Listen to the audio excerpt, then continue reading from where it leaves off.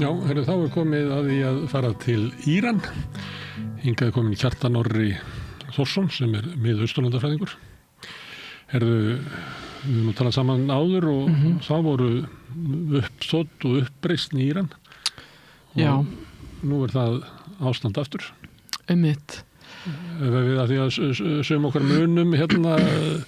uppreisnina sem að var síðast, sem að landið logaði. Já. Hver munurinn á því sem að þá gekk yfir og því sem í gangi núna? Já, og þú veist að vísi svona þessar konur líf, frelsi, hreyfingu sem var hérna 2022. Sko, já, ég held að svona munurinn kannski núna, þú veist, þá snerist þetta svolítið að þá var andlit þeirrar mótmæla og hreyfinga voru sko svona kvenréttindi og svona almennt kannski frelsi og svona mannréttindur virt og annars slíkt sem að var svona efst á teiningnum þar, blandað í náttúrulega alls konar annað. Það sama upprétti sem að gengur alltaf aftur og á sér ólíka bylgju. Já, ég meina fólk ósátt. Þetta alltaf það sama, en svo hefur þetta alltaf ólíkt svipmót. Já, í raun sko. Og það brýst út þarna, út af já, undir svona hatti kvenréttinda í raun sko, í síðast sko. Ofbeldi siðgæðislögreglunar á gagnvart konum, já. Og þessi svona lögbundna slæða sem að konum er sagt að bera. Og svo sem ef við erum að tala það, þá hefur það haft ákveðin áhrif. Við höfum séð svona að konur hafi í auknum mæli verið að fara til þess að göturnar án þessarar lögbundnu slæðu og hafa svona, virðist verið að komast upp með það. Hafa komið svona, já, meira myndefni af því einhvern veginn, það sem að það virðist hafa haft að stjórnvöld hafi svona, hvað að segja, þeir eru náttúrulega alls ekki búin að gefa þetta upp á bátinn, lögin ennþá til staðar, það ennþá verið að tala þetta, það var búin að leggja niður siðgæðislögregluna, svo kom hún aftur, það verið að tala einhverja svona digital lausnir á því að sekta konur fyrir að vera ekki með hana, en eins og staðan í dag þá virðist svona virðist konur vera, já, færa sér upp á skaftið hvað þetta varðar, sko. En mótmælin sem í gangi núna að þau snúast náttúrulega fyrst og fremst bara agalegt efnahagsástand og sem svona breytir kannski aðeins svona þessari dýnamík í því hver að mótmæla og hverjir að mæta á göturnar, því að þetta náttúrulega byrjar svolítið hjá þessum svona basarkaupmönnum sem einhvers konar svona smá kaupmenn en svona söguleg og stór og sterk stétt að þeir fara að loka sínum svona verslunarstöðum eða básum vegna þess að verðbólgan það mikil að verðbólgan orðin alveg galinn, það bara, þú veist, það sé komin upp í 50% eða eitthvað líka. En akkur lokaði það því að þessi vöruskortur eða? Nei, þú veist, þetta svona einhvers konar verkfall sem þeir fari í, sko. Og þeir krefjast umbóta frá stjórnvöldum, sko. Þannig að þú veist, þeirra kúnnar hafi ekki efna á því að versla einhver hjá þeim og veltan hrínur. Já, og bara, þú veist, það þarf bara að já, þetta bara mótmæla aðgerðir í raun frekar en vöruskortur, sko. Þó að þessi einhverjir sem náttúrulega hafa þurft að vera kreatífur í hvað þeir selja, því að það náttúrulega hefur verið svona erfitt að flytja inn ýmsa hluti og svoleiðis. Og þetta tengist náttúrulega þessum svona viðskiptaþvingunum sem hafa verið settar á Íran í byrjun síðasta árs, þar sem að þar fór svolítið að tikka inn aftur og það tengist þessum svona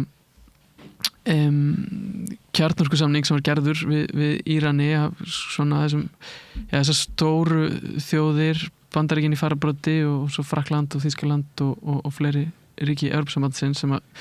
gerðu samning við Íran að svona draga úr þessari úranauðgun og allt svoleiðis til þess að bæta eftirlit með þessu svona kjarnorku verkefni sem að Íranir voru konum með að stað. Og svo náttúrulega dregur Donald Trump sig einhliða úr því á svona fyrra kjörtímabili og svo í raun hætta Íranir að hleypa inn líka eftirlitsaðilum frá alþjóða eftirlitsstofnuninni og svo núna í byrjun síðasta árs að þá í raun tikka inn svona fleiri viðskiptaþvinganir sem að í raun Evrópuríkin eru líka hluti af. Þannig að sko þetta furðuleg staða vegna þess að þú veist við erum líka með sko Íranir hafa íransk stjórnvöld skulum við segja, hafa sýnt frekar mikinn samstarfsvilja hvað þetta varðar að sko taka útmá allar þessar viðskiptaþvinganir, að taka þátt í því sem að önnur ríki krefjast, Bandaríkin og þessi Evrópulönd, að þeir hafa verið opnir fyrir því og hafa verið tilbúnir til þess að setjast við samningaborðið. Það svo svikið af Bandaríkjunum og svo í raun elta Evrópulöndin það. Og svo Íranir aftur sitja á samningaborðinu hérna í síðasta sumar í júní, það sem áfara að ræða þetta við þá stjórnu Trumps þegar að Ísraelar ráðast inn í Íran og til þess að með því yfirskini allavega að taka út þessa kjarnorkuáætlun sem í gangi sem Íranir með loftrásir, já, og í raun taka út líka þessa samninganefnd sem að Íranir voru með, þannig að staðan rosalega erfið fyrir íransk stjórnvöld einhvern veginn í raun sko, að þeir geta kannski lítið brugðist við því þessum viðskiptaþvingunum. Það náttúrulega traust á Bandaríkjunum mjög lítið og ég held að þú veist, ef við viljum bara droppa því inn bara atburðum síðustu daga líka, þá hefur það náttúrulega ekki verið til að auka traust á Donald Trump, og þá ég að vísa til traust stjórnvalda eða kannski hluti af íransku þjóðinni sem myndi óska þess að Bandaríkjamenn kæmu og myndu flytja burtu æðstu menn í Klekkastjörnunni. Já, þú veist, þarna ég allavega fyrst og fremst að horfa í traust stjórnvalda sem að halda utan þessi samningaböndin einhvern veginn, íransk stjórnvöld, að traust til bandaríska stjórnvalda náttúrulega mjög lítið, mjög skiljanlega algjörlega, og þegar þeir sitja á samningaborðinu og svo þegar menn að gera taka út þjóðarleiðtoga, þá fer væntanlega menn sko. Og það hefur kannski komið fólkið, ég meina það hefur almennt séð, myndi ég segja samt sko, umræðan hafa kannski frekar snúist að menn hafi tala að varkárni bandarískar aðgerðir á íranskri grundu, að þú veist, af því að þú veist, stærsta röddin náttúrulega hjá íransku fólki, myndi ég segja, þó það sé náttúrulega mismunandi allt að það fólk vill náttúrulega friðsamleg skipti, fólk vill lýðræði og fólk vill að það sé hlustað á fólkið einhvern veginn og það sem ég held að skipta náttúrulega rosalega miklu máli er að sko nágrannar á báðar hendur Írana sem eru þá Írak og Afganistan það var náttúrulega farið rosalega illa út úr bandarískum íhlutunum og ég held að það sé draugur sem er rosalega actual einhvern veginn í íranskri umræðu í raun sko. Og Írans saga líka bara algjörlega 56 eða ekki? Já, 53, það sem að þetta og svo náttúrulega var keisaranum haldið við völd eða með stuðningi Bandaríkjanna og það ekki allar íranskar fjölskyldur sem hafa fagra sögu að segja af keisaradæminu, það sé kannski farið að fenni við það einhverju leyti. Algjörlega. Þannig að já, ég myndi held að það væri dæmi en sko það þröng staða fyrir íransk stjórnvöld út af þessu einmitt, að það erfitt að treysta Bandaríkjunum. Það náttúrulega erfitt að breyta efnahag landsins náttúrulega bara upp á sitt einsdæmi í raun í einhverju alþjóða hagkerfi. Á móti kemur er að kannski er að pínu þversagnakennt, en einhverju leyti hefur það líka hjálpað að geta bara kennt Bandaríkjunum allt saman og þetta náttúrulega allt þeim að kenna viðskiptaþvingunum að kenna en skauta þá kannski yfir þá spillingu og klúður í innanlands efnahag sem þó gæti verið talsvert betri að klína þessu öllu á Bandaríkin og þeirra viðskiptaþvinganir. En að sama hátt kannski erfitt að gagnrýna stjórnvöld sem eru að reyna að fara svígbrautina og komast niður en hún öll orðin grýtt og full af jarðsprengjum og það bara flókið mál að reka hagkerfi á móti viðskiptaþvingunum Bandaríkjanna, hvort sem það Íran eða Venezuela eða hvaða lönd sem eru, Kúba eða þau lönd sem lendi í þessu. Einmitt, þannig að það rosa erfitt að sjá einhvern veginn skýra leið út úr þessu sem friðsamleg og krefst ekki einhverju blóðsúthellinga eða svona stórkostlegra hernaðaraðgerða eða eitthvað svoleiðis. En fólki sem að mótmæla, er það að hugsa þessa stórveldapólitík eða er það bara að hugsa að það er ekki hægt að lifa hérna, menna maturinn hækkar bara frá viku til viku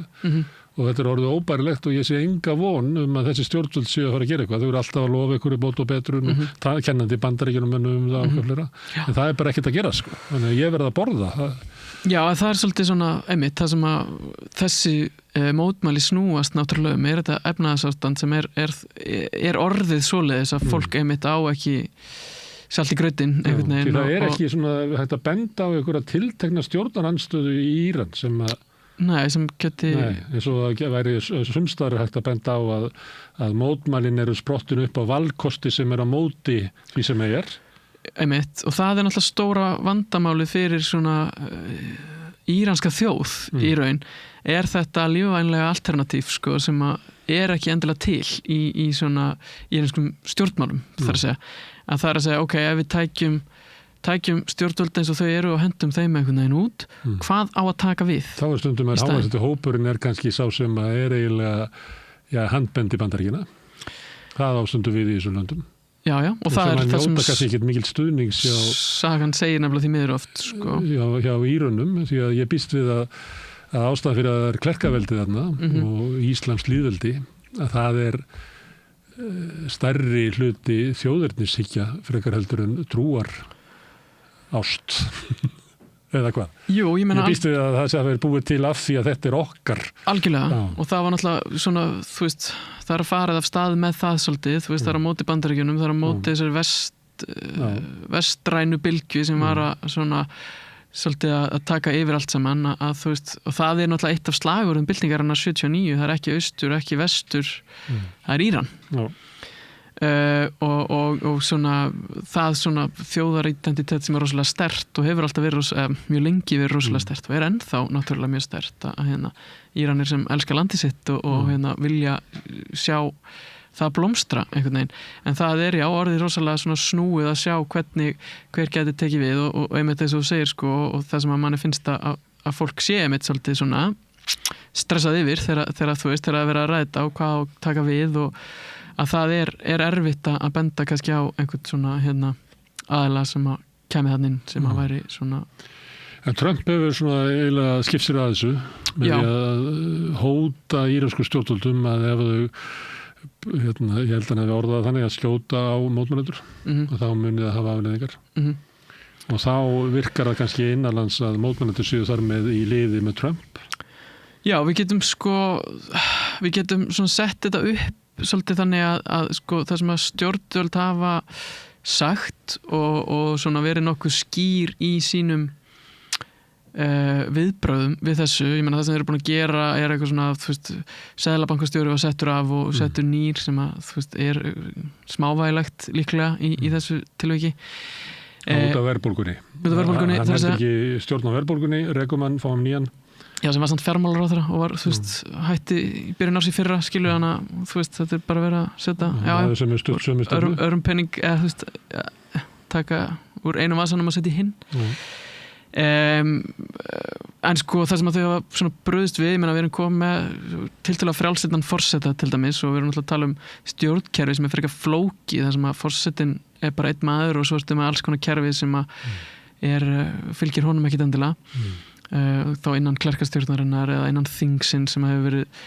síðustu þingkostningum rosalega íhaldsamt og umbóta öfl hafa ekki fengið að bjóða sig fram og fólk hefur verið að nýta svolítið það svona að vera léleg kostningaþáttaka en allavega það er svona umbóta sinnaður forseti núna og hann hefur svona talað og línan er svolítið svona já við getum að sjálfsögðu efnahagsástandið slæmt. Þetta er erfitt ástand sem að fólk er í gangi í gegnum en það er náttúrulega hræðilegt að geta ekki keypt mat og þú veist hlutir sé að hækka 70% sem að vanur að kaupa út í búð, þú veist bara mjólkin er orðin bara 70% dýrari og eitthvað svona alveg galið dæmi sem að hann, þú veist, svona viðurkennir og fer alveg yfir og hann svona, þú veist, þeir eru búin að opna á eitthvað svona samtal við mótmælendur á nafninu til allavega. En svo það sem hann segir náttúrulega og það sem að línan er og hefur náttúrulega alltaf verið er að svo eru það þessir sem að nýta tækifæri þegar eru mótmælendur sem eru handbendi vondu vestrænu aflana sem að sem er að skemma fyrir hinnum og við getum ekki stutt það eða átt í samtali við það sko. Sem er alveg rökrétt stefna einhvern veginn og svona meikar alveg sens en hvar línan liggur og hvar hún hefur náttúrulega legið í gegnum tíðina er náttúrulega svona eitthvað sem að írönsk stjórnvöld fá bara ákveða sér sjálf. Það er að segja, ætlar að, þú veist, ef einhver mótmælandi segir eitthvað, ætlar þá að saka hann að vera handbendi Bandaríkjanna eða ætlar að taka á honum sem svona, þú veist, eitthvað sem þú ætlar að taka til greina. Og það er hvernig gengur þeim að velja út úr mótmælendum þessar viðmælendur sínar? Ég held að það sé bara, ég hef enga trú á þessu, ætla ég bara að segja. En þá getur það virkað hinum megin frá að ef að þú ert valinn til þess að tala fyrir hönd mótmælenda við stjórnvöld að þá er það augljóst að þú ert handbendi stjórnvalda og missir trúnað mótmælenda. Akkurat, og svona þetta er ánægt svona hringavill það sem að þú sem mótmælandi getur alltaf verið annarkvort endaru í öðrum kampinum einhvern veginn, þú ert handbendi stjórnvalda eða þú ert handbendi vesturlanda. En við þekkjum þetta svolítið þó að það sé kannski ekki jafn alvarleg staða til dæmis þegar gulvestungar voru að mótmæla í Frakklandi að þá var það sama í vandinn. Þetta var hreyfing sem var svo höfuðlaus eða það var svo erfitt að alls konar fólk að tala fyrir hönd hennar og þvert gegn hvort öðru að þegar stjórnvöld í Frakklandi voru að reyna að eiga samskipti þá var það sama gagnrýnin alltaf leið og ykkur fór að tala við og þá var hann ekki fulltrúi okkar. Já, ég meina þú veist það er náttúrulega bara stjórnvöld lendi í vandræðum ef þeir eru ekki að stíga í takt við vilja almennings. Já, ég held líka sko, þú veist, fyrir utan þetta einhvern veginn, ok, ef þetta myndi virka þá... Ég ætla að skjóta inn einu. Íslensk stjórnvöldum, ég held að ekki eins og kvarla að þeim að tala við búsaldarbyltinguna. Nei. Einmitt. Nei, þú veist, já, það var eitt ef svona hlutir myndi virka og þetta samtal gæti átt sér stað, en ég held að sko, ef maður færi allavega svona þá tilfinningu og svona margt sem bendir til þess að írönsk stjórnvöld sem þá þetta klerkaveldi að þau geti ekki orðið við kröfum mótmælenda. Það er að segja að þú veist það er með því bara um leið og þú gefur eitthvað eftir að þá viðurkennur að völdin séu raunlega hjá líðnum en ekki þér og þá verður þetta bara eins og spilaborg sem maður mun í raun sko, já. En þetta þannig hugsa allræðis völd í heiminum. Já, en algjörlega, en þú veist það sem að fólk er náttúrulega að krefjast er náttúrulega, þú veist að þessi stjórn taki ábyrgð á sínum gjörðum einhvern veginn og leið að hún gerir það náttúrulega þá getur hún ekki staðið og það er náttúrulega bara opinber stefna þessa hefur verið og þá er ég að hugsa sko, þú veist þegar skiptu hann aðeista leiðtóan eða þar að Khomeini lést og næsti tók við að þá náttúrulega fara af stað svona hreinsanir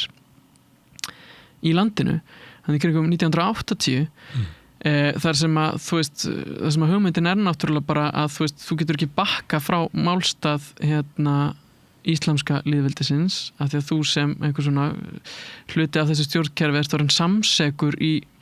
bara morðum sem fór af stað þá til dæmis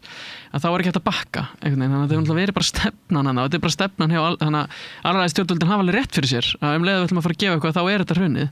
en við erum samt bara komin á þann stað einhvern veginn, einhver leiti að svona bara af því að fólk getur ekki eins og keypt í matinn einhvern veginn og þessi svona þessi stjórnvöld virðast bara vera komin það mikið út í horn einhvern veginn að það er erfitt að sjá hvað er eftir annað en að gefa eitthvað eftir Stundum er herinn ekki alveg það sama á stjórnvöld hvernig það er í Íran? Já, það er náttúrulega þú veist, það eru náttúrulega nokkrar deildir innan hersins einhvern veginn og allt þetta svona flókna kerfi sem er í gangi þar að sem að þú veist það eru einhverjar herdeildir sem heyr undir þú veist aðstæða leiðtóan og eitthvað svona á meðan að þú veist þú veist náttúrulega með almenna hers klókt fyrir hann að hafa þannig hvað sér þau? Það er klókt fyrir hann að hafa þannig þá getur herinn ekki tekið völdin algjörlega og svo ertu með þessar svona sjálfboðaliða sveitir sem hafa verið á göttunum sem hafa verið eitthvað svona þú veist takið fyrir unga fátaka stráka oft til þess að svona taka þátt í fá byssu eitthvað, já, basically og svo ertu náttúrulega bara með þú veist það er herskylda í landinu ég held að þessi 2 ára herskylda fyrir alla kallmenn í krigum 20 að þá þú veist þá ertu með þann her og þú veist, þannig að þetta er mjög svona, já, en þú veist náttúrulega með kannski, þú veist, herfóringjar og allt svoleiðis eru náttúrulega algjörlega með stjórnvöldum einhvern veginn, þannig að þú veist ég held að við værum ekki að sjá einhvers konar her að herinn væri að ræna völdum endilega, ég held að séum ekki með það í kortunum, sko, að hann sé í raun það rækilega mikill partur af þessari stjórn að maður sagði það ekki gerast. Ég er bara að fá þig til þess að hugsa að því að það virðist vera að sko, þetta kerfi gengur ekki lengur en það getur heldur ekki hægt. Já, það getur ekki batna. Það virðist vera þannig og bara svona, þú veist, og við getum byggt það svolítið á því bara að horfa á þess að mótmæla sögu einhvern veginn, sem að þú veist, ég meina fyrstu kannski svona stóru mótmælin eftir byltinguna voru kringum aldamótin 2000, það sem voru svona stúdentáhorðir, það sem að vera að krefjast þess að það yrði svona frjálslyndara samfélag, bara svona útgáfuréttur, rýmri og allt þetta og það er bara niður harkalega. Næstu stóru mótmæli er ekki fyrir 2009 það sem að græna hreyfingin fer af stað, þar sem að mótmælendur sökuðu stjórnvöldum að ræna kosningaúrslitum úr forsetakosningum, þar sem að svona umbóta sinnaðir frambjóðendur þóttu ekki hafa fengið eins mikið og þeir átt að fá og það var svona rosa stór hreyfing og þetta er 9 ára milli. Næst erum við svo að tala um 2016-17 kemur svona næstu stóru hreyfingar en síðan þá er þetta búið að vera svolítið ört og við erum að sjá þetta næstu því á ársfresti líka við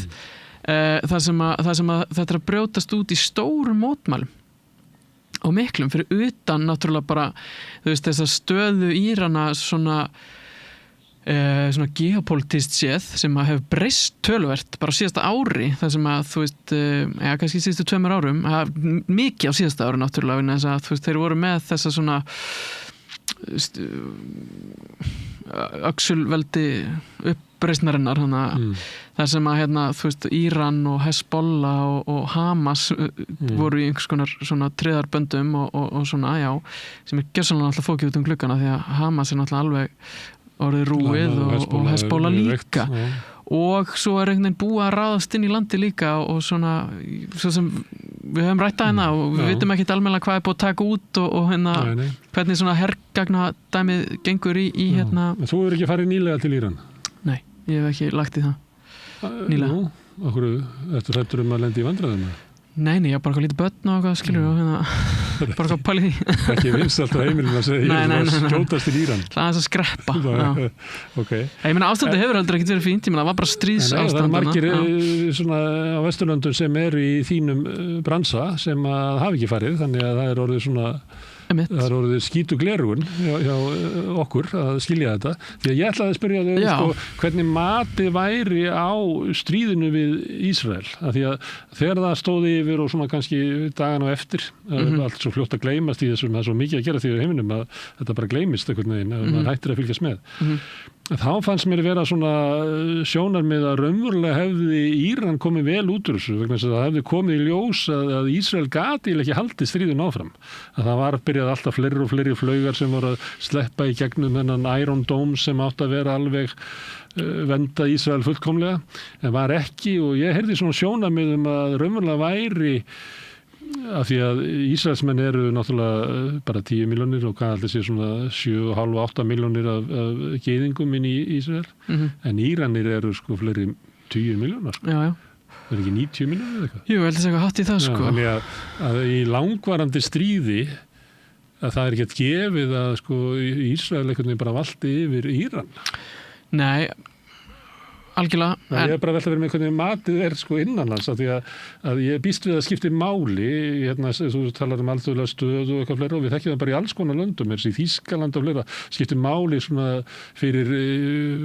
stjórnvöld að hafa eitthvað svona status á alþjóða vettvangi ef hann er að veikjast og er veikt mikið með stríðinu eða kannski hefur hann bara ekki gert það, ég veit það ekki. Sko, já, þetta er náttúrulega klálega veikst með því að þessir svona tradisjonal hvað heitir það, samverkamenn Írana séu einhvern veginn dottnir úr leik sko. Þannig að Íran hefur einangrast klárlega sko.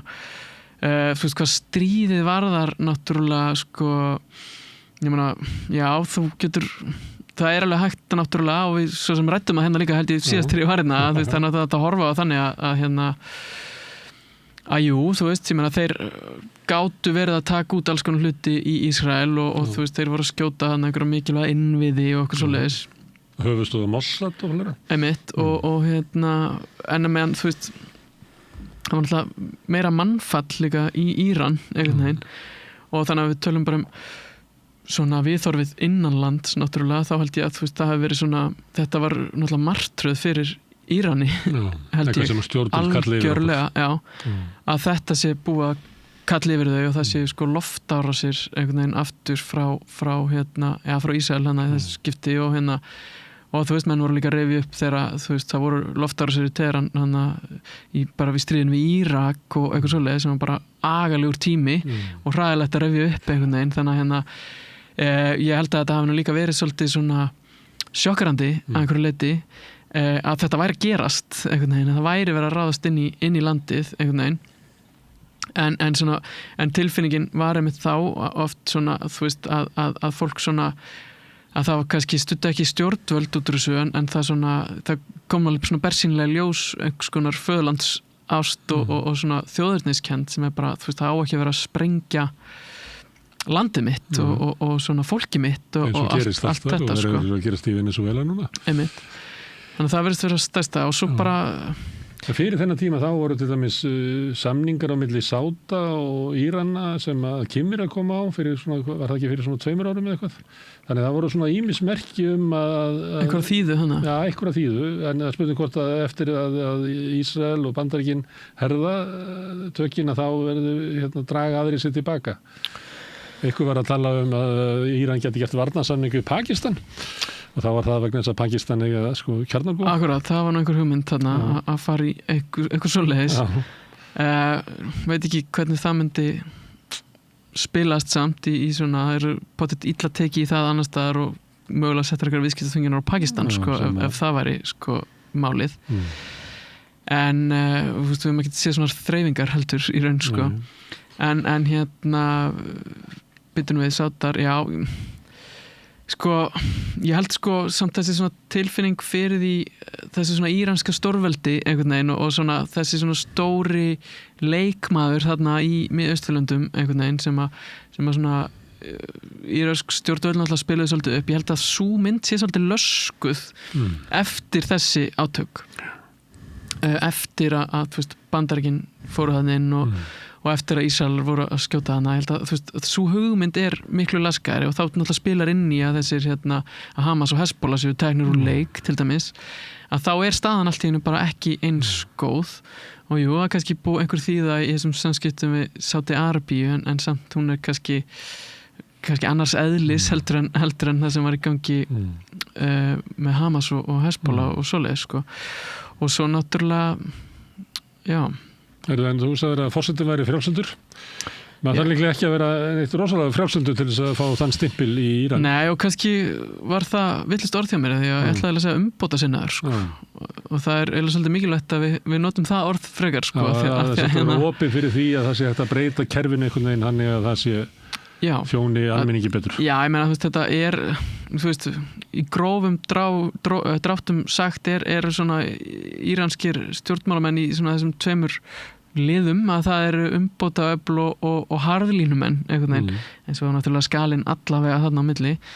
en þann svona tiltölulega umbóta sinnaður, já, kom svolítið svona óvænt inn á sjónarsviða því að síðasti forsetið sem var algjör harðlínumaður og mér list ekkert á blikuna þegar hann var kosinn og hann lést þarna í þyrluslýsi og þá kemur þessi inn á sjónarsviðið svona alveg upp úr þurru þannig séð sko. Og sýnir það okkur vilja klekkana til þess að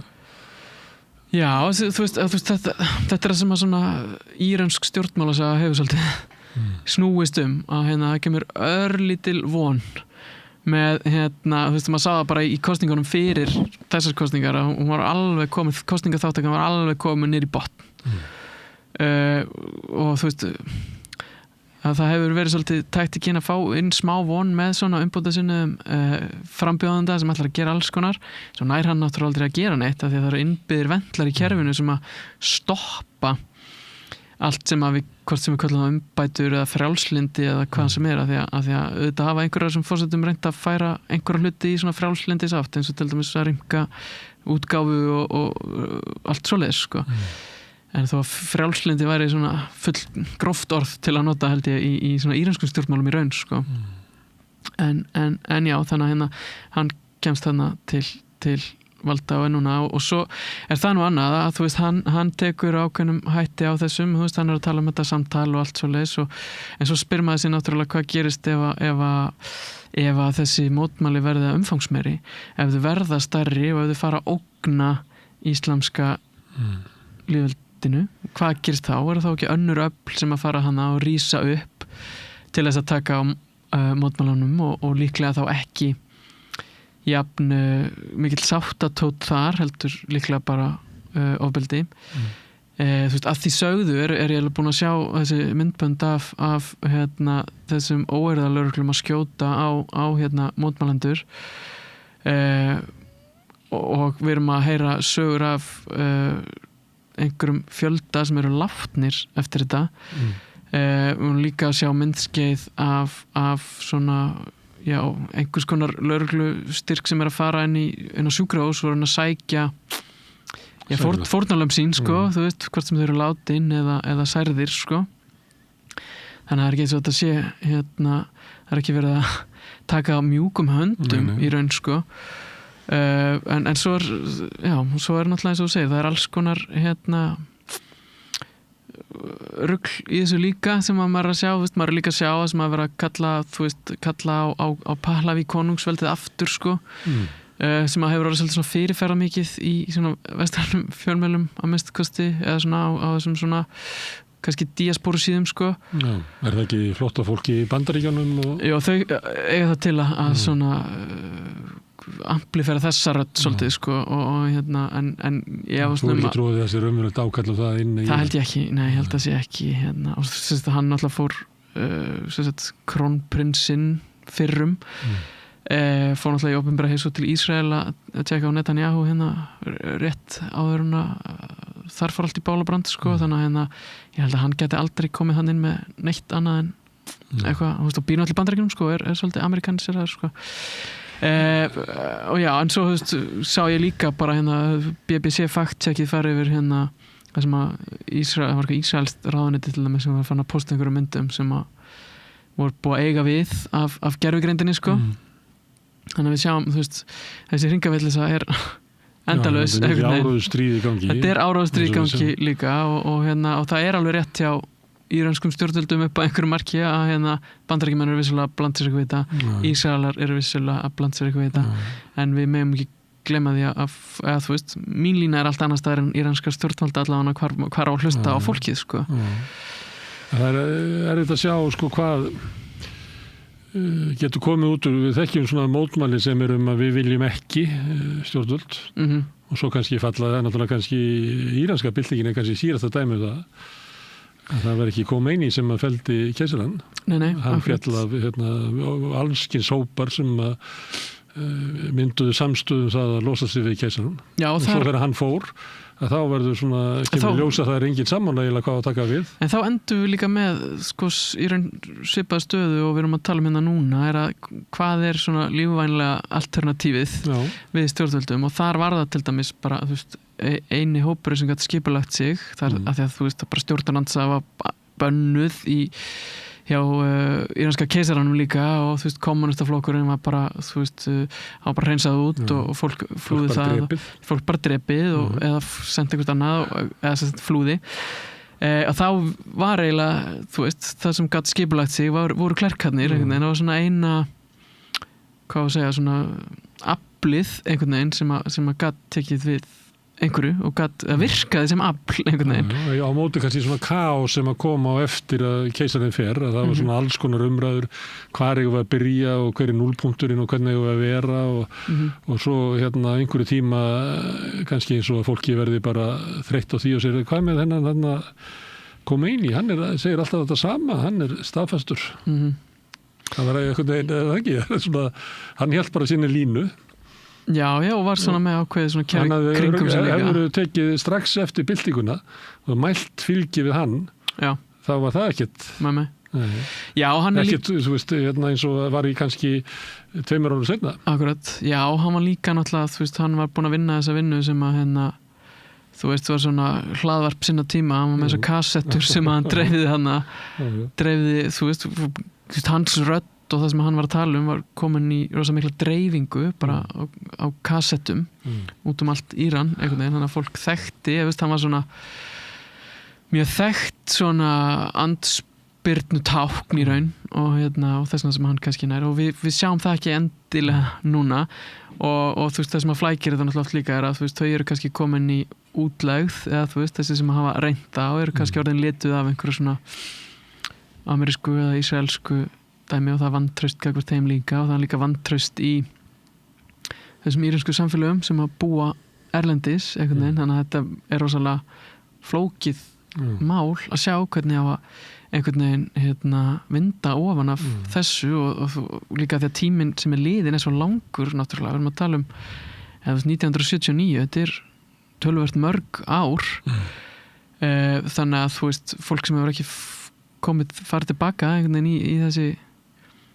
hvað það mörg ár, 40 ára eitthvað? Meira það. Já. Þetta eru... Þetta 46. Hvað ára núna maður? 47 ára. 47 á þessu ári. Þetta 47 ár. Þetta 50 ár bara. Þetta rosalega langur tími til að vera ekki í landinu sínu. Þetta jafnlangt og þegar Ronald Reagan og Margaret Thatcher komist í valda. Það sama. Já, einmitt. Akkurat. Ég meina þau eru nýfrjálsíkjan fallin en klerkaveldið hangir. Akkurat. Já. Já, bara þú veist, en það samt ennþá fólk sem að bera náttúrulega hag Írans fyrir brjósti og telur sig og náttúrulega á hlut í þessu samfélagi og hlut í þessu landi þó það ekki búið að vera hann hátt í 50 ár og það flækir náttúrulega stöðuna tölvert og menn sjá náttúrulega hlutina öðruvísi þá eins og við erum að tala þú veist, maður hefur ekki getað að fara þarna núna og þú veist, það fyrir utan reyndar líka fyrst þú veist að nefna það að þeir eru náttúrulega nýbúin að breyta því að þú getur ekki farið þarna eins og ég gæti einu sinni þar sem ég gæti bara fengið vísa á flugullinum og gert svo það sem ég sýndist í raun sko, og núna þeir konum með þetta svona, þú þarfst að vera með leiðsögumann frá stjórnvöldum sko, sem nýtt frá því fyrra held ég þannig að svona aðstæðnar eru búin að breytast tölvert mikið sko og svo veit maður að svona þeir sem hafa verið að rannsaka eitthvað Íran og pæli Íran og tala Íran einhverstaðar að það ekki endilega svona í boði fyrir þá að fara þangað sko. Og þetta svæði að lokast, ég meina Sýrland eiginlega erfitt að vera Sýrlandssérfræðingur. Akkurat, það náttúrulega málið sko, þetta allt í orðið svona maður einhverjum svæða rannsóknum á svæði sem maður erfitt að nálgast sko. Þannig það eiginlega ómögulegt að spá fyrir hvert þetta getur þróast og það kannski á við eins og segjum að myndi rísa upp andstaða við Pútín í Rússlandi að það náttúrulega líklegast að verði bara ríkukallanir en þeirra eru líklega ekki það valdamiklir í Íran eins og í Rússlandi. Það er engin verkalýðshreyfing, það er engin stjórnmálaflokkar sem að nöfnum tjáur að nefna, það er engin svona almannasamtök sem að þú veist, svo múslimska bræðralagið í Egyptalandi, eitthvað sem að sinnir einhverju svona félagslegri þjónustu, hefur búið til eitthvað traust út á það. Það er ekki að benda á neitt svona félagslegt afl í Íran sem að nýtur svona almenn stuðnings og gæti aftur afl til þess að verða mótvægi við klerkastofnuna. Þú veist, nei, ég meina það sem að íslamska lýðveldinu tekist rosalega vel er að taka utan alla þessa hluti og við erum náttúrulega að tala eitthvað afl sem fæðist í byltingu og svona var rosalega meðvitað það náttúrulega að þú veist þess að nefnir þess að ríku kalla til dæmis, byrjum við saman við Rússland, þeir eru náttúrulega bara mjög stór partur af íranska stjórnkerfinu eins og það er þannig að náttúrulega sátt þá myndi aldrei vera og þú veist spillingin ríkir náttúrulega þar líka og og að við færum í byltingu og þá var mjög ólíklegt að þeir myndi komast að og oft eru þessi svona skrýtnu og opinberu samt enga hlutafélög einhvern veginn að þau sinna til dæmis, þú veist, við erum eitt mjög stórt sem að sinnir svona píslavottum, þar að segja fjölskyldum þeirra sem létust til dæmis í Íraksstríðinu, Íran-Íraksstríðinu, eða þá bara þeim sem að, þú veist, slösuðust þar eða eitthvað svoleiðis, að þeir hafa, þú veist, þeir sem að þetta eru svona hlutir sem að hafa styrkt íslamska lýðveldi í raun í sessi. Þannig að ég sagði, þú veist, þetta er bara rauði þráður í íslenska lýðveldinu, en þannig að ekki þar einhvern veginn. Og svo er náttúrulega stjórnarandstaða hefur ekki verið til, ég meina umbóta öflin innan stjórnkerfisins hafa yfirleitt verið klerkar. Þeir hafa yfirleitt verið kerfiskallaðir einhverju leiti sem eru bara umbóta sinnaðri heldur en hinnir. Og á einhverjum tímapunkti hefði það verið eitthvað sem við hefum getað séð gerast einhvern veginn. Það er að segja bara 2000 eitthvað, ef það var svona hægt og rólega. Klerkarnir hefur valið sinn Gorbachev. Já, ég meina það er bara hann er til og hann heitir Khatami sem var kosinn hann 98 ef maður rétt og hann var bara, þú veist, Gorbachev einhverju leiti og leit til hans og ætlaði að vera með sitt þetta glasnost og allt þetta dæmi. Eða svona, það er þannig að rekja svona svipaðar pælingar hann komst eins og var ekkert áfram með það. Það voru bara aðri hlutir innan kerfisins sem að stoppuðu hann af þar og það er þar sem að, þú veist, þessar stúdentaórið sem ég var að tala með áðan, það sem að, þú veist, það er hann að 2000, það sem að,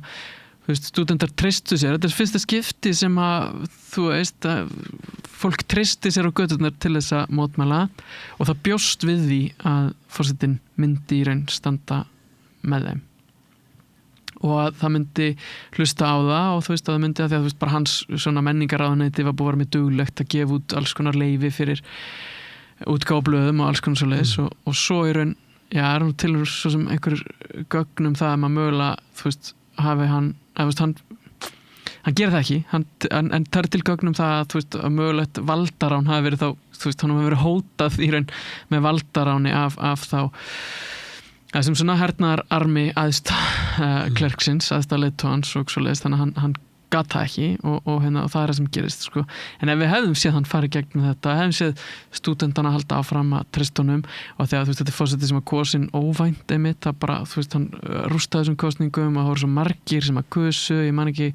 með nýra prósentan að veri bara hátt upp í 90% kosningaþáttaka, sko. Þannig að við erum að sjá, þú veist, einhvern tímapunkti trúði fólki að það væri hægt að breyta þessu kerfi en svona núna við skoðum bara þessar tölur sem að fara hríðlækkandi í kosningaþáttöku til dæmis að það voru flestir búin að missa trúna á því að þetta sé hægt þú veist, ok, svo kemur hann þessi samt nýji forseti sem að, þú veist, breytir í aðeins eða þú veist, þetta er náttúrulega svona eitthvað þetta vaggar aðeins þessi dýnamík einhvern veginn en það er erfitt að sjá það að þetta íslamska lýðveldi eigi eitthvað svona afturkvæmt sem einhvers konar lýðræðisapparat og svo erum við náttúrulega ekki búin að snerta á það í því að núverandi æðsti leiðtogi er náttúrulega að fara hann er ansi gamall hann var nálgast nýrætt ef maður rétt og hefur verið fyrst, bara tæpur til heilsunar náttúrulega lengi og berist eitthvað krabbameiningin tíðina og svona hún sést líka eitthvað svona lítið af honum eftir stríð við Ísrael, sko, eða innrásirnar eða loftárásirnar þar og þú veist, við vitum að hann er ekki eilífur, þannig að það er svona spurning ég meina þá erum við kannski að horfa á einhver svona það sem er svo tilviljunarkennt í þessum málum, hvenær fer hann hvar eru íransk stjórnvöld eða íranskt samfélag statt þegar hann fer hvað er að fara að gerast, hver er að fara að taka við það getur verið að klerkarnir velji eitthvað sem er ólíkur honum eins og kardinálunir velja með páfa já, en ég held það er aldrei það er engu tekið það spá fyrir réttum páfakjör nei, einmitt, já, þú veist, ég meina sá sem er svona, ég veit nú ekki hvort að veðbankar eru með þetta dæmi, en sá sem er svona, væri efstur, það er sko sonur hans hann er oftast nefndur sem svona arftaki og það er náttúrulega bara verðt að taka það fram að þessi hugmynd íslamska lýðveldi er löngu búin að sanna sig hún sé það ekki, þar að segja þessi hugmyndum þennan réttláta. Þetta er svona steinninn í þá kistu, eða naglinn í þá kistu. Já, ég meina að þú veist, þá erum við bara komið, er þetta ekki bara konungsveldi ef að sonurinn er fann að taka við? Og þú veist, ég ætla bara verðt að nefna það, þú veist, ég meina þegar þessir komið á þessari stöðu æðsta leiðtoga, þá á hann að vera af ákveðinni stöðu, svona klerkalegri stöðu. Nú var þetta æðsta leiðtogi var það ekki, en hann var hins vegar svona kerfiskall sem var ekki að fara að ógna kerfinu og þess vegna er hann valinn. Þannig að þá strax er þessi hugmyndum þetta íslamska að þú veist, hann var ekki æðsti kennimaðurinn ætti að stýra okkur. Í raun, sko. Það er ekki. En hann var ekki, þú veist, hann fær þess að nafnbót seinna þegar þessi all kipti liðin, en það voru mikið af þessum æðstu kennimennum voru ekkert sáttir við þetta, voru ósammála þessu stjórnkerfi, sko. Og svo náttúrulega lýðveldin sem hann er búin að fara yfir er þetta náttúrulega ekki, af því að það fær enginn að bjóða sig fram nema hann sé samþyktur. En kannski verður mesta ákvarðanir framtíð Íran teknar í Jerúsalem eða Washington og Netanyahu, ég bara missa tölun á því hvað hann er búin að fara oft til Washington. Ég held að hann hafi verið þannig núna áramótum þess að. Já, einmitt. Ég held að hann hafi farið 6 sinnum og síðan árið eitthvað. Og hann er alltaf með eitt aðalerindi sem er að vilja ekki koma með okkur og ráðast á Íran. Já, nú er hann að fara að tala líka eitthvað svona, þú veist, hann er komið nýtt svona buzzword, sko, sem að, þú veist, hann hættur að tala kjarnorku prógrami, nú var hann að fara að tala eitthvað svona eldflögar, langdregnar eldflögar sem eru farið þannig að ógnunum, sko, þannig að þú veist, við erum bara komnir í næsta dæmi, einhvern veginn, þannig að það er svona margt sem bendir til þess að þetta sé svona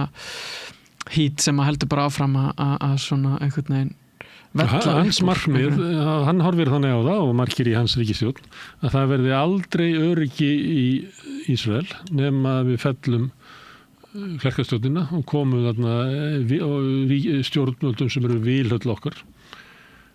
Trump leggur tölvöld á sig að verða vilhallur stjórnvöldum í Sýrlandi þótt að maður kannski fyrirfram hefði ekki veðið á það því að það er bara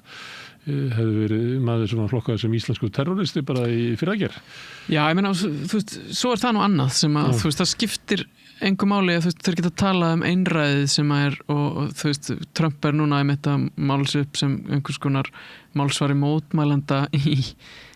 Íran, en það er náttúrulega ekki þess vegna sem hann er á móti í Íran. Íran er náttúrulega eina landið þannig að... Það gerir það heldur ekki Venezuela, þar semur hann við sko stjórnvöldröfulega, bæði líklega að fá Maduro, en hann er að semja við valdakerfi Maduro olíuviðskipti. Hann er ekkert það skiptir engu máli. Hann er ekkert að opna farvegin fyrir stjórnarandstöðuna sem að var þarna. Nei, ég meina, í tilfelli Íran snýst þetta náttúrulega að Íran er náttúrulega eina mótvægið eða andspyrnu aflið í raun við bandaríska ofurstjórna á þessu svæði til dæmis og það er þess vegna sem að menn vilja losna við stjórnvöld þar, sko, frekar en eitthvað annað, sko. Og því að menn er ekkert að, þú veist, það skiptir engu máli hver það er sem er við stjórnvöld svo framalega sem að menn fá það sem þeir vilja, eins og við sjáum í Sýrlandi og við sjáum bara alls staðar, annars staðar, ég meina, það eru líka einræði í Sádi-Arabíu og alls staðar hann á svæðinu, sko. Og mögulega í Venezuela, ef maður á að trúa einhverju sem að gefa frá ríkisstjórn Bandaríkjanna, Marco Rubio, hann talar eins og hans í samningaviðræðum við varaforstan olíuviðskipti. Þetta snýst ekki það að koma á lýðræði, þetta snýst bara olíunni en Ísrael horfir líklega öðruvís á það. Þeir líta á það að Íran verði að vera veikt alveg eins og þeir telja líklega að Sýrland verði að vera veikt. Þeir eru svona styðja svona einhvern ágreining þar inni þannig að þeir hafa svona hagsmuna á því öll þessi lönd séu helst veik. Já, náttúrulega, já. Ég meina Bandaríkin kannski horfa meira á, ég veit ekki, olíuna eða þannig að þeir getu ef að næsti æðsti klerkur væri til í að semja við og þá verður við kannski til í það. Já, við fengjum helminginn af arði auðlundana. En þá væri nú íslenska lýðveldi gjörsamlega orðið svona hugmyndafræðilega gjaldfróta, sko, ef að menn verður færðin að semja við Bandaríkin, sko, því að ef það er nú eitt sem að má ekki. Sem að þeir standa fyrir, sko, þá er það eitthvað hattur á Bandaríkunum, sko. Já, en það verða líklega einhver átök og erfileikar inn í Íran áður en að það kemur eitthvað góðu tími, eða ekki? Jú, eða þú veist ekki bjartsýnn og... Mér langar að vera bjartsýnn en það er svolítið erfitt, sko. Og þú veist, sér maður þessi mótmæli fara eitthvað, ég menna kannski kemur man eitthvað óvart í þessu og stjórnvöld sjá sæng sína uppbreyta því leiti að þau þurfa að gefa eitthvað eftir og tekst það kannski bara þó að mér finnist það einhvern veginn líta ólíklega út svona hérðan frá séð. Kannski, ég meina, þú veist, þetta eru mikilvægur hópar sem eru farnir að mótmæla þegar, þú veist, þessir kaupmanna stjætt er einhvern veginn komin þarna sem að hefur... Það er ekki gott að fá smáborgarinn á móti þér. Nei, ég meina, þetta er almennt svona íhaldsum stjætt einhvern veginn og þú veist, og líka þurft farin að missa svona læristæðuna líka að þú veist, sem hefur líka alveg verið stuðningur við íslamska lífildi þar, sko, að þegar en þú veist, þegar menn eigi ekki í pottinn, sko, þá náttúrulega er rosalega erfitt að geta vera að styðja stjórnvöldin, sko. Þannig að, já, maður... Já, en lausnin er svo að ná einhverju samkomulagi við Bandaríkin til þess að aflétta eitthvað af viðskiptaþvingununum eða Evrópu. Líklega, já. Til þess að lífskjör geti skánað í landinu. Já, það er líklega lausnin, sko. Já. Þannig að þetta eru lausnin á það sem að hljómar kannski sem svona algjört innanríkismál sem er bara já, þetta er allt efnahegin stjúpid eins og var sagt í Bandaríkjunum. Þetta er raunverulega alþjóðapólitík. Nei, þú veist að því ég held samt sko að það sem að hundurinn liggur náttúrulega grafin er að þú veist það er ekkert endalega að semja við Bandaríkin. Þetta liggur náttúrulega svolítið þar, sko. Frekar en eitthvað svona, því að þú veist, Írans stjórnvöld hafa sýnt vilja til þess að semja við Bandaríkin frá því þannig að umbóta sinnar komu að borðinu þú veist, allan að síðan aldamótin, sko, og þú veist, það hafa verið öflana sem hafa reyndið þetta hafa komist að einhverju niðurstöðu sem að Bandaríkin hafa svo svikið. Þannig að staðan er orðin miklu, eða þú veist, myndirðu treysta þér að semja við Bandaríkin, einhvern veginn, er náttúrulega spurningin núna, sko. Það verið spurt Kissinger, hann hefði sagt nei. Hann segir að þessi slæmt að vera óvinnu Bandaríkina, það segir að dauð alvarlegt að vera vinur. Já, við sjáum það kannski einmitt núna. Herðu, Kjartan, takk fyrir að koma hingað að tala Íran. Ég veit ekki, kannski ættum við að segja það að vonandi kemur aldrei aftur að tala Íran því að það er ekki, og það er þú ert að segja, ég vil vera bjartsýnn, en það að vera bjartsýnn á háskalegum tímum, það er eiginlega að vera að selja sér eitthvað sem ekki er, sko. Það er ekki holl bjartsýni. Nei, en þú veist, ég ætla heldur ekki að loka augunum fyrir það, kannski er einhver lausn úti sem að, þú veist, ég sé bara ekki alveg. Nei, hún kveiknar og það er oft í svona óreiðu ástandi. Það er það sem getur gerst. Þá getur ekki séð fyrir sér lausnina. Og það er það sem ég svolítið að fara inn á með þegar æðsti leiðtoginn fer til dæmis, er það einhver svona tímapunkti sem að veltir einhver ákveðnu hlasi, svo veit maður aldrei hvað gerist. Þú veist, við fengum hana síðast 2022 þessi mótmæli sem voru huge út af því að það er ein kona sem verður fyrir barðinu á siðgæðislögreglunni og allt bara springur. Þannig við vitum alveg í þessum fræðum náttúrulega að þetta er rosalega svona að breytist það svo mikið dag frá degi einhvern veginn og ég veit ekki, kannski gerist bara núna meðan vorum að spjalla saman og ég opna síman og hugsa bara ups, þetta er allt orðið öðruvísi heldur en það var þegar við byrjuðum, sko, þannig að það getur náttúrulega gerst en svona, þegar maður horfir á stöðuna að þá virðist hún vera ansi